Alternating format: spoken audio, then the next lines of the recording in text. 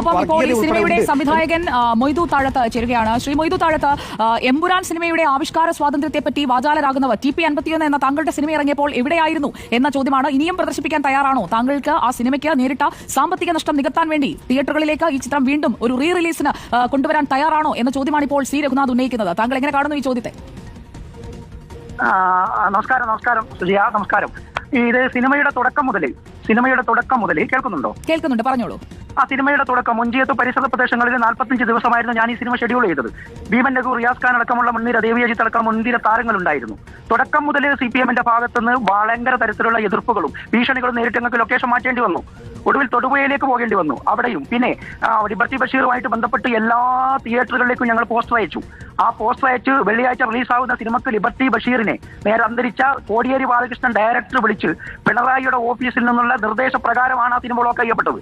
കാരണം എമ്പുരാൻ എന്ന് പറയുന്ന സിനിമയുടെ ആവിഷ്കാര സ്വാതന്ത്ര്യം ഇത് രണ്ടു സിനിമ തന്നെയായിരുന്നല്ലോ. TP ചന്ദ്രശേഖരനെ പച്ചക്കിട്ട് 51 വെട്ട് വള്ളിക്കാട് ടൗണിൽ വെച്ച് നല്ല ഉത്തമനായ കമ്മ്യൂണിസ്റ്റുകാരനെ കൊല ചെയ്തതിന്റെ വേദനയില്ലെന്നാണ് ഇടതുപക്ഷ സഹയാത്രികനായിരുന്ന ഞാൻ ഒഞ്ചിയത്തിനടുത്ത് വള്ളിക്കാടിനടുത്ത് കൈനാട്ടി താമസിക്കുന്ന ആളാണ്. അങ്ങനെയാണ് ഈ സിനിമ രൂപപ്പെടുന്നത്.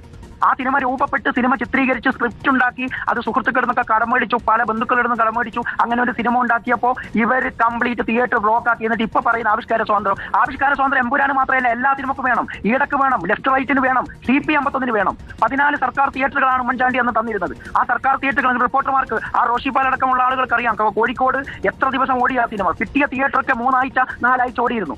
ശ്രീ മൊയ്തു താഴത്ത് 2015 ഈ സിനിമയുടെ റിലീസ്. ഞാൻ എന്റെ ഓർമ്മ ശരിയാണെങ്കിൽ 2015. ഇപ്പോൾ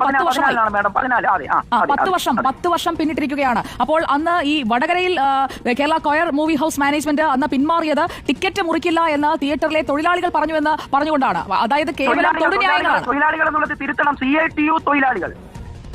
അപ്പോൾ ആ രീതിയിൽ വരെ ഒരു സിനിമ എന്ന കലാരൂപത്തെ കലാരൂപമായി കാണണമെന്ന് ആഹ്വാനം ചെയ്യുന്ന, പഠിപ്പിക്കുന്ന ആളുകൾ അന്ന് ചെയ്തത് എന്താണ് എന്നത് കൂടി കേരളം ചർച്ച ചെയ്യേണ്ടേ എമ്പുരാനോടൊപ്പം?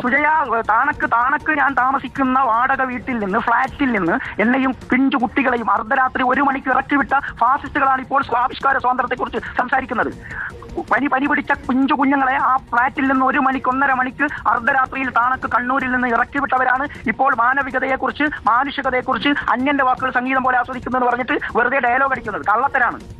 വ്യക്തമാണ്. വളരെ നന്ദി ശ്രീ മൊയ്തു താഴത്ത് പ്രതികരിച്ചതിന്. TP51 പ്രദർശിപ്പിക്കുന്നതിൽ അന്ന് നേരിട്ട ബുദ്ധിമുട്ടുകളാണ്. അതൊരു രാഷ്ട്രീയ സിനിമയാണ്. യഥാർത്ഥമായ ഒരു സംഭവം, TP ചന്ദ്രശേഖരനെ കൊന്ന സംഭവമാണ് ആ സിനിമയിൽ ആവിഷ്കരിച്ചത്. അതിന് നേരിട്ട അനുഭവമാണ് മൊയ്തു താഴത്ത് എന്ന സംവിധായകൻ. എമ്പുരാന്റെ ഉള്ളടക്കത്തിന്മേലുള്ള പ്രതിഷേധങ്ങൾ ചർച്ചയാകുന്നതിന്റെ തുറന്നു